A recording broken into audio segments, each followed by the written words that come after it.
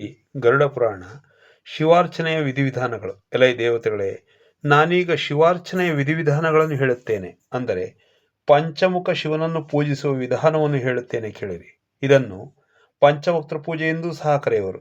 ಇದು ಸಾಧಕನಿಗೆ ಭುಕ್ತಿಯನ್ನು ಮುಕ್ತಿಯನ್ನು ಪ್ರಸಾದಿಸುತ್ತವೆ. ಮೊದಲಿಗೆ ಈ ಕೆಳಗಿನ ಮಂತ್ರದಿಂದ ಪರಮಾತ್ಮನನ್ನು ಆವಾಹನೆ ಮಾಡಬೇಕು. ಓಂ ಭೂರ್ವಿಷ್ಣುವೇ ಆದಿಭೂತಾಯ ಸರ್ವಾಧಾರಾಯ ಮೂರ್ತಯೇ ಸ್ವಾಹ.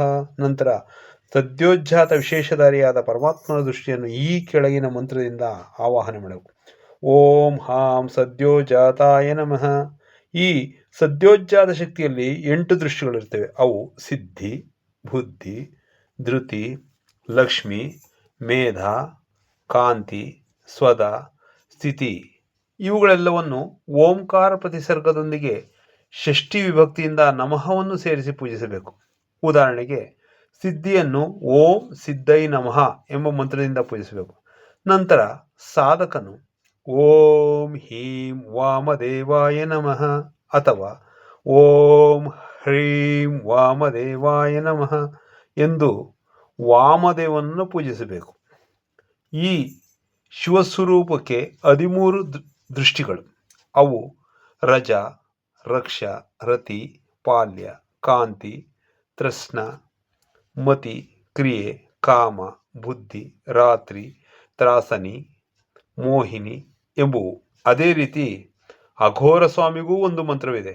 ಅದೂ ಸಹ 8 ದೃಷ್ಟಿಗಳಿರುತ್ತವೆ. ಇದು ಮಂತ್ರವನ್ನು ಬೀಜಾಕ್ಷರವನ್ನು ಹೇಳಲಾಗಲಿಲ್ಲ. ಈ ದೃಷ್ಟಿಗಳು ಯಾವುವೆಂದರೆ ಮನೋನ್ಮನಿ, ಅಘೋರ, ಮೊಹ, ನಿದ್ರೆ, ಕ್ಷುಧ, ಮೃತ್ಯು, ಮಾಯ, ಭಯಂಕರ. ಈ ದೃಷ್ಟಿಗಳನ್ನು ಸಹ ಓಂ ನಮಃ ಗಳನ್ನು ಸೇರಿಸಿ ಪೂಜಿಸಿದ ಮೇಲೆ ಶಿವನ 4ನೆಯ ವಕ್ತ್ರ ರೂಪವಾದ ತತ್ಪುರುಷನನ್ನು ಓಂ ಹೈಂ ತತ್ಪುರುಷಾಯ ನಮಃ ಎಂಬ ಮಂತ್ರದಿಂದ ಆರಾಧಿಸಬೇಕು.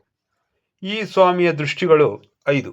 ಅವು ನಿವೃತ್ತಿ, ಪ್ರತಿಷ್ಠೆ, ವಿದ್ಯೆ, ಶಾಂತಿ, ಸಂಪೂರ್ಣ.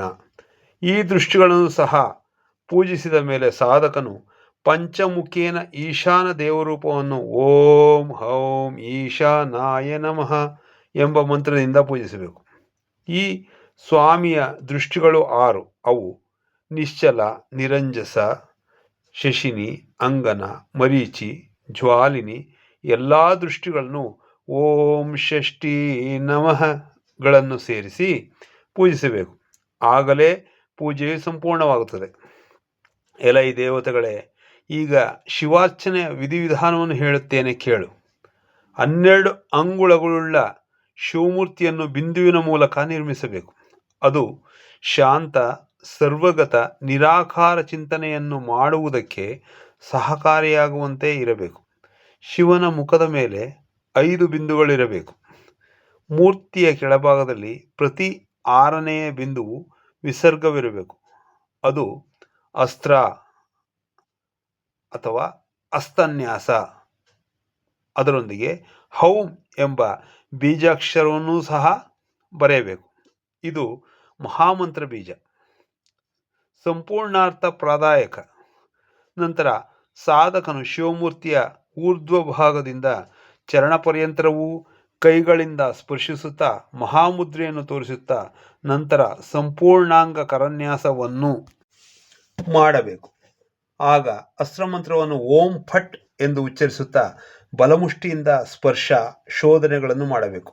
ನಂತರ ಕಿರುಬೆರಳಿನಿಂದ ಆರಂಭಿಸಿ ಮಹಾಮಂತ್ರ ಬೀಜದಿಂದ ತೋರು ಬೆರಳಿನವರೆಗೂ ನ್ಯಾಸವನ್ನು ಮಾಡಬೇಕು. ಇದು ಬಾಹ್ಯ ಪೂಜೆ. ಮಾನಸ ಪೂಜೆಗಳೆರಡೂ ಒಂದೇ ಬಾರಿ ಮಾಡಲಾಗುತ್ತದೆ. ಹೃದಯವನ್ನು ಕಮಲವನ್ನಾಗಿ ಅದರಲ್ಲಿನ ಮಧ್ಯಭಾಗವನ್ನು ಕರ್ಣಿಕವನ್ನಾಗಿ ಭಾವಿಸಿಕೊಂಡು ಆ ಕರ್ಣಿಕದಲ್ಲಿ ಧರ್ಮ, ಜ್ಞಾನ, ವೈರಾಗ್ಯ, ಐಶ್ವರ್ಯಗಳನ್ನು ಅರ್ಚನೆ ಮಾಡಬೇಕು. ಆವಾಹನೆ, ಸ್ಥಾಪನೆ, ಪಾದ್ಯ, ಆಚಮನ, ಅರ್ಘ್ಯ, ಸ್ನಾನಗಳನ್ನರ್ಪಿಸಿ ಅನ್ಯ ವಿವಿಧ ಮನಸೋಪಚಾರಗಳನ್ನು ಮಾಡಬೇಕು. ನಂತರ ಅಗ್ನಿಯನ್ನು ಆಹುತಿ ಮಾಡಬೇಕು. ಅದು ಹೇಗೆಂದರೆ ಸಾಧಕನು ಪೂಜಾ ಸ್ಥಳದಲ್ಲಿಯೇ ಅಗ್ನಿಯನ್ನು ಪ್ರಜ್ವಲಿಸುವುದಕ್ಕೂ ಮೊದಲೇ ಓಂ ಪಟ್ ಎಂಬ ಅಸ್ತ್ರಮಂತ್ರದೊಂದಿಗೆ ಒಂದು ಕುಂಡವನ್ನು ನಿರ್ಮಿಸಬೇಕು. ಆ ನಂತರ ಓಂ ಹೂಂ ಎಂಬ ಕವಚ ಮಂತ್ರದಿಂದ ಆ ಕುಂಡದ ಮೇಲೆ ಅಭ್ಯುಕ್ಷಣ ಮಾಡಬೇಕು, ಅಂದರೆ ನೀರನ್ನು ಸಂರಕ್ಷಿಸಬೇಕು. ಆಗ ಮಾನಸಿಕ ರೂಪದೊಂದಿಗೆ ಅದರಲ್ಲಿ ಶಕ್ತಿಯನ್ನು ವಿನ್ಯಾಸಗೊಳಿಸಬೇಕು. ನಂತರ ಸಾಧಕನು ಮೊದಲು ತನ್ನ ಹೃದಯದಲ್ಲಿ, ಅನಂತರ ಈ ಶಕ್ತಿಕುಂಡದಲ್ಲಿ ಜ್ಞಾನರೂಪಿಯಾದ ತೇಜವನ್ನು, ಅಗ್ನಿಯನ್ನು ವಿನ್ಯಾಸ ಮಾಡಬೇಕು, ಅಂದರೆ ಇಡಬೇಕು. ಈ ಅಗ್ನಿಯಲ್ಲಿ ನಿಷ್ಕೃತಿ ಸಂಸ್ಕಾರವನ್ನು ಹೊರತುಪಡಿಸಿ ಉಳಿದ ಎಲ್ಲ ಸಂಸ್ಕಾರಗಳನ್ನು ಮಾಡಿಕೊಳ್ಳಬೇಕು. ನಂತರ ಸಮಸ್ತ ಆಂಗಿಕ ದೇವರುಗಳೊಂದಿಗೆ ಮಾನಸಿಕ ರೂಪದಿಂದ ಶಿವನಿಗೆ ಆಹುತಿಗಳನ್ನು ಕೊಡಬೇಕು. ನಂತರ ಕಮಲಾಂಕಿತ ಗರ್ಭವಾದಂತಹ ಈ ಮಂಡಲವನ್ನು ನೀಲಕಂಠನನ್ನು ಪೂಜಿಸಬೇಕು. ಅದರ ಅಗ್ನಿಕೋನದಲ್ಲಿ ಅರ್ಧಚಂದ್ರಾಕಾರಯುಕ್ತವಾದ ಒಂದು ಮಂಗಳಮಯವಾದಂತಹ ಅಗ್ನಿಗುಂಡವನ್ನು ನಿರ್ಮಿಸಬೇಕು. ಆಗ ಅಗ್ನಿದೇವನನ್ನು ಅಸ್ತ್ರಯುಕ್ತನನ್ನಾಗಿ ಹೃದಯಗಳಲ್ಲಿ ನ್ಯಾಸ ಮಾಡಬೇಕು. ನಂತರ ಮಂಡಲದಲ್ಲಿ ಇರುವ ಕಮಲಕರ್ಣಿಕದ ಮೇಲೆ ಸದಾಶಿವನಿಗೂ ದಿಕ್ಕುಗಳಲ್ಲಿರುವ ಅಸ್ತ್ರಗಳಿಗೂ ಪೂಜೆಯನ್ನು ಮಾಡಬೇಕು. ಅನಂತರ ಪಂಚತತ್ವಗಳಲ್ಲಿರುವ ಪೃಥ್ವಿ, ಜಲತತ್ವ ಶಕ್ತಿಗಳಿಗೆ ಬೇರೆ ಬೇರೆಯಾಗಿ 100ರಂತೆ ಆಹುತಿಗಳನ್ನು 5 ಸಲದಂತೆ ಅರ್ಪಿಸಿ ಪ್ರಸನ್ನತಾಪೂರ್ವಕವಾಗಿ ತ್ರಿಶೂಲಧಾರಿಯಾದ ಶಿವನನ್ನು ಧ್ಯಾನಿಸಬೇಕು. ಅನಂತರ ಪ್ರಾಯಶ್ಚಿತ್ತ ಶುದ್ಧಿಗಾಗಿ 8 ಸಲ ಆಹುತಿಗಳನ್ನು ಕೊಡಬೇಕು. ಈ ಆಹುತಿಗಳನ್ನು ಅಸ್ತ್ರಬೀಜವಾದ ಹುಂಪಟ್ ಎಂಬ ಮಂತ್ರದೊಂದಿಗೆ ಅರ್ಪಿಸುವುದು ಶ್ರೇಷ್ಠ. ಈ ಪ್ರಕಾರವಾಗಿ ಸಂಸ್ಕಾರವನ್ನು, ಶುದ್ಧಿಯನ್ನು ಸಾಧಿಸಿದ ಸಾಧಕನು ಸಾಕ್ಷಾತ್ ಶಿವಸ್ವರೂಪವೇ ಆಗಬಲ್ಲನು. ಶಿವನ ವಿಶೇಷ ಪೂಜೆಯನ್ನು ಸಾಧಕನು ಮೊದಲು ಈ ಕೆಳಗಿನ ಮಂತ್ರವನ್ನು ಉಚ್ಚರಿಸುತ್ತಾ ಆಚಮನವನ್ನು ಮಾಡಬೇಕು. ಓಂ ಹಾಂ ಆತ್ಮತತ್ವಾಯ ಸ್ವಾಹ, ಓಂ ಹೀಂ ವಿದ್ಯಾತತ್ವಾಯ ಸ್ವಾಹ, ಓಂ ಹೂಂ ಶಿವತತ್ವಾಯ ಸ್ವಾಹ. ನಂತರ ಮಾನಸಿಕ ರೂಪದೊಂದಿಗೆ ಕರ್ಣೇಂದ್ರಿಯಗಳನ್ನು ಸ್ಪರ್ಶಿಸಬೇಕು. ಭಸ್ಮಧಾರಣೆಯನ್ನು ಮಾಡಿ ತರ್ಪಣಾದಿ ಕ್ರಿಯೆಗಳನ್ನು ಈ ಕೆಳಗಿನ ಮಂತ್ರದೊಂದಿಗೆ ಮಾಡಬೇಕು. ಓಂ ಹಾಂ ಪ್ರಪಿತ ಮಹೇಭ್ಯೋ ಸ್ವದ, ಓಂ ಹಾಂ ಮಾತಾ ಮಹೇಭ್ಯೋ ಸದ, ಓಂ ಹಾಂ ನಮಃ ಸರ್ವಮಾತೃಭ್ಯಃ ಸದಾ. ಇದೇ ರೀತಿ ತನ್ನ ಪಿತೃದೇವತೆಗಳೆಲ್ಲರಿಗೂ ತರ್ಪಣಗಳನ್ನು ಕೊಟ್ಟು ಸಾಧಕನು ಪ್ರಾಣಾಯಾಮವನ್ನು ಮಾಡಿ ಅಚಮನ ಮಾರ್ಜನಗಳನ್ನಾಚರಿಸಿ ಈ ಕೆಳಗಿನ ಶಿವಗಾಯತ್ರಿ ಮಂತ್ರವನ್ನು ಜಪಿಸಬೇಕು. ಓಂ ಹಾಂ ತನ್ಮಯೇಶಾಯ ವಿದ್ಮಹೇ ವಾಗ್ವಿಶುದ್ಧಾಯ ಧೀಮಹಿ ತನ್ನೋ ರುದ್ರ ಪ್ರಚೋದಯಾತ್. ನಂತರ ಈ ಕೆಳಗಿನ ಮಂತ್ರಗಳನ್ನು ಜಪಿಸಬೇಕು. ಓಂ ಹಾಂ ಹೀಂ ಹೂಂ ಹೈಂ ಹೌಂ ಶಿವಸೂರ್ಯಾಯ ನಮಃ. ಓಂ ಹಂ ಕಕೋಲ್ಕಾಯ ಸೂರ್ಯಮೂರ್ತಯೇ ನಮಃ. ಓಂ ಹ್ರಾಂ ಹ್ರೀಂ ಸಹ ಸೂರ್ಯಾಯ ನಮಃ. ಈ ಮಂತ್ರಗಳನ್ನು ಸೂರ್ಯೋಪಸ್ಥಾನ ಮಾಡಿ ಸೂರ್ಯ ಮಂತ್ರಗಳಿಂದಲೇ ಸೂರ್ಯ ರೂಪನಾದ ಮಹೇಶ್ವರನನ್ನು ಪೂಜಿಸುವುದರಲ್ಲಿನ ಭಾಗವಾಗಿ ಜಪಿಸಬೇಕು. ನಂತರ ದಂಡಿ, ಪಿಂಗಳಾದಿ ಭೂತನಾಯಕರನ್ನು ಓಂ ದಂಡಿನೇ ನಮಃ, ಓಂ ಪಿಂಗಳಾಯ ನಮಃ ಮೊದಲಾದ ಮಂತ್ರಗಳ ಮೂಲಕವೂ, ಅನಂತರ ಆಗ್ನೇಯಾದಿ ಕೋಣಗಳಲ್ಲಿ ಓಂ ವಿಮಲಾಯೇ ನಮಃ, ಓಂ ಈಶಾನಯೇ ನಮಃ ಎಂದು ಶಕ್ತಿ ಸ್ವರೂಪಗಳನ್ನು ಅವರವರ ಮಂತ್ರಗಳ ಮೂಲಕವೂ ಸ್ಥಾಪಿಸಿ ಸ್ಮರಿಸಿಕೊಳ್ಳಬೇಕು. ಈ ರೀತಿಯಾಗಿ ಮಾಡುವುದರಿಂದ ಉಪಾಸಕರಿಗೆ ಸಕಲ ಸುಖಗಳು ಪ್ರಾಪ್ತಿಯಾಗುತ್ತವೆ. ಮಹಾಶಕ್ತಿಗಳನ್ನು ಬೀಜಮಂತ್ರಯುಕ್ತವಾಗಿ ಆಯಾ ದಿಕ್ಕುಗಳಲ್ಲಿ ಈ ರೀತಿಯಾಗಿ ಜಪಿಸಬೇಕು. ಓಂ ರಾಂ ಪದ್ಮಾಯೇ ನಮಃ ಆಗ್ನೇಯ, ಓಂ ಹ್ರೀಂ ದೀಪ್ತಾಯೇ ನಮಃ ನೈಋತ್ಯ, ಓಂ ರೂಂ ಸೂಕ್ಷ್ಮಾಯೇ ನಮಃ ವಾಯುವ್ಯ, ಓಂ ಹ್ರೀಂ ಜಯಾಯೇ ನಮಃ ಈಶಾನ್ಯ, ಓಂ ರೋಂ ವಿಭೂತಿಯೇ ನಮಃ ದಕ್ಷಿಣ, ಓಂ ಹ್ರೈಂ ಭದ್ರಾಯೇ ನಮಃ ಪೂರ್ವ, ಓಂ ರೌಂ ವಿಮಲಾಯೇ ನಮಃ ಪಶ್ಚಿಮ, ಓಂ ರಂ ಅಮೋಘಕಾಯೇ ನಮಃ ಉತ್ತರ, ಓಂ ರಂ ವಿದ್ಯುತಾಯೇ ನಮಃ ಉತ್ತರ, ಓಂ ರಂ ಸರ್ವತೋಮುಖಯೇ ನಮಃ ಮಂಡಲ ಮಧ್ಯ. ನಂತರ ಶಿವಸ್ವರೂಪವಿರುವ ಸೂರ್ಯ ಪ್ರತಿಮೆಯನ್ನು ಸೂರ್ಯಾಸನದ ಮೇಲೆ ಸ್ಥಾಪಿಸಿ ರಾಮ್ ರೂಂ ಸಹ ಮಂತ್ರದೊಂದಿಗೆ ಆ ದೇವರನ್ನು ಅರ್ಚನೆ ಮಾಡಿ ಕೆಳಗಿನ ಮಂತ್ರಗಳೊಂದಿಗೆ ನ್ಯಾಸ ಮಾಡಬೇಕು. ಓಂ ಹಾಂ ರುದರ್ಖಾಯ ನಮಃ. ಓಂ ಭೂರ್ಭುವಃ ಸ್ವಃ ಶಿರಸೇ ಸ್ವಾಹ. ಓಂ ಭೂರ್ಭುವಃ ಸ್ವಶಿಖಾಯ ಓಂ ಷಟ್. ಓಂ ಹ್ರಂ ಜ್ವಾಲನ್ಯೈ ನಮಃ. ಓಂ ರೂಂ ಕವಚಾಯ ನಮಃ. ಓಂ ರೂಂ ಅಸ್ತ್ರಾಯ ಫಟ್. ಓಂ ಹ್ರಂ ಪಟ್ ರಾಗ್ನೈ ನಮಃ. ಓಂ ಹ್ರಂ ಪಟ್ ದೀಕ್ಷಿತಾಯ ನಮಃ. ಅಂಗನ್ಯಾಸ ನಂತರ ಸಾಧಕರು ಈ ಕೆಳಗಿನ ಮಂತ್ರಗಳೊಂದಿಗೆ ಸೂರ್ಯಾದಿ ನವಗ್ರಹಗಳಿಗೂ ಮಾನಸ ಪೂಜೆಯನ್ನು ಸಂಪನ್ನ ಮಾಡಬೇಕು. ಓಂ ಸಹ ಸೂರ್ಯಾಯ ನಮಃ. ಓಂ ಸೋಂ ಸೋಮಾಯ ನಮಃ. ಓಂ ಮಂಗಳಾಯ ನಮಃ. ಓಂ ಭೂಂ ಬುಧಾಯ ನಮಃ. ಓಂ ಬೃಹಸ್ಪತಿಯೇ ನಮಃ. ಓಂ ಭಂ ಭಾರ್ಗವಾಯ ನಮಃ. ಓಂ ಶಂ ಶನೈಶ್ವರಾಯ ನಮಃ. ಓಂ ರಂ ರಾಹುವೇ ನಮಃ.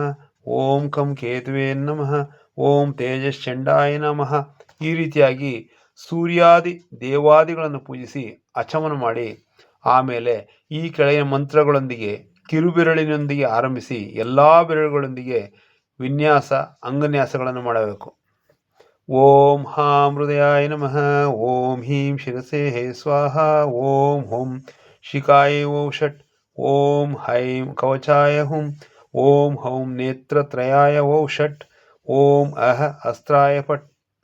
ನಂತರ ಭೂತಶುದ್ಧಿಯನ್ನು ಮಾಡಿ ಮತ್ತೆ ನ್ಯಾಸವನ್ನು ಮಾಡಬೇಕು. ಅರ್ಘ್ಯ ಸ್ಥಾಪನೆಯನ್ನು ಮಾಡಿ ಆ ಜಲವನ್ನು ತನ್ನ ಶರೀರದ ಮೇಲೆ ಹಾಕಿಕೊಳ್ಳಬೇಕು. ನಂತರ ಶಿವನೊಂದಿಗೆ ನಂದೀಶ್ವರಾದಿಗಳನ್ನು ಪೂಜಿಸಬೇಕು. ಓಂ ಹೌಂ ಶಿವಾಯ ನಮಃ ಎಂಬ ಮಂತ್ರದಿಂದ ಪದ್ಮಸ್ಥಿತನಾದ ಪರಮಶಿವನನ್ನು ಪೂಜಿಸಿದ ನಂತರ ನಂದಿ, ಮಹಾಕಾಲ, ಗಂಗೆ, ಯಮುನೆ, ಸರಸ್ವತಿ, ಶ್ರೀವತ್ಸ, ವಾಸುದೇವತೆ, ಬ್ರಹ್ಮದೇವತೆಗಳನ್ನು ಆ ನಂತರ ತನ್ನ ಗುರುದೇವನನ್ನು ಸಾಧಕನು ಅರ್ಚಿಸಬೇಕು. ನಂತರ ಪದ್ಮದ ಮಧ್ಯದಲ್ಲಿರುವ ಶಕ್ತಿ ಅನಂತ ದೇವರನ್ನು, ಪದ್ಮ ಪೂರ್ವದಳದಲ್ಲಿ ಧರ್ಮವನ್ನು, ದಕ್ಷಿಣದಲ್ಲಿ ಜ್ಞಾನವನ್ನು, ಪಶ್ಚಿಮದಲ್ಲಿ ವೈರಾಗ್ಯವನ್ನು, ಉತ್ತರದಲ್ಲಿ ಐಶ್ವರ್ಯವನ್ನು, ಆಗ್ನೇಯದಲ್ಲಿ ಅಧರ್ಮವನ್ನು, ನೈಋತ್ಯದಲ್ಲಿ ಅಜ್ಞಾನವನ್ನು, ವಾಯುವ್ಯದಲ್ಲಿ ಅವೈರಾಗ್ಯವನ್ನು, ಈಶಾನ್ಯದಲ್ಲಿ ಅನೈಶ್ವರ್ಯವನ್ನು, ಪದ್ಮಕರ್ಣಿಕರದ ಮೇಲೆ ವಾಮ, ಜ್ಯೇಷ್ಠಾದಿಗಳನ್ನು ಮತ್ತೆ ಪೂರ್ವದೊಂದಿಗೆ ಆರಂಭಿಸಿ ರೌದ್ರಿ, ಕಾಲಿ, ಶಿವ, ಅಸಿತಾದಿ ಶಕ್ತಿಗಳನ್ನು ಪೂಜಿಸಬೇಕು. ನಂತರ ಶಿವನಿಗೆ ಉರಾಗಿರುವ ಪೀಠದ ಮೇಲೆ ಪ್ರತಿಷ್ಠಾಪಿಸಲ್ಪಟ್ಟಿರುವ ಕರು ವಿಕಟಿಣಿ, ಬಲವಿಕರಣಿ, ಬಲಪ್ರಮಥಿನಿ, ಸರ್ವಭೂತ ಥಮನಿ, ಮನೋನ್ಮನಿ ಎಂಬ ಮಹಾಶಕ್ತಿಗಳನ್ನು ಈ ಕೆಳಗಿನ ಮಂತ್ರಗಳೊಂದಿಗೆ ಪೂಜಿಸಬೇಕು. ಓಂ ಹೌಂ ಕರು ವಿಕರಣ್ಯೈ ನಮಃ. ಓಂ ಹೌಂ ಬಲವಿಕರಣ್ಯೈ ನಮಃ. ಓಂ ಹೌಂ ಬಲ ಪ್ರಮಥಿನೇ ನಮಃ. ಓಂ ಸರ್ವಭೂತಧಮನ್ಯೈ ನಮಃ. ಓಂ ಮನೋನ್ಮನೈ ನಮಃ. ನಂತರ ಸಾಧಕನು ಒಂದು ಆಸನದ ಮೇಲೆ ಶಿವನನ್ನು ಆಹ್ವಾನಿಸಿ ಆತನ ಮಹಾಮೂರ್ತಿಯನ್ನು ಸ್ಥಾಪಿಸಬೇಕು. ಆಗ ಶಿವನನ್ನು ಉದ್ದೇಶಿಸಿ ಆವಾಹನೆ, ಸ್ಥಾಪನೆ, ಸನ್ನಿಧಾನ, ಸನ್ನಿರೋಧ, ಸಕಲೀಕರಣಾದಿ ಮುದ್ರೆಗಳನ್ನು ತೋರಿಸಿ ಆರ್ಘ್ಯ, ಪಾದ್ಯ, ಅಚಮನ, ಅಭ್ಯಂಗ, ಉದ್ವರ್ಷಣ, ಸ್ಥಾನೀಯ ಜಲಗಳನ್ನು ಸಮರ್ಪಿಸಬೇಕು. ನಂತರ ಆರಣಿ ಮಥನವನ್ನು ಮಾಡಿ ಮಹಾದೇವನಿಗೆ ವಸ್ತ್ರ, ಗಂಧ, ಪುಷ್ಪ, ದೀಪ, ಚೆರು ನೈವೇದ್ಯಗಳನ್ನು ಅರ್ಪಿಸಬೇಕು. ಚೆರು ಎಂದರೆ ಪಕ್ವಾನ್ನ ಎಂದು ಅರ್ಥ.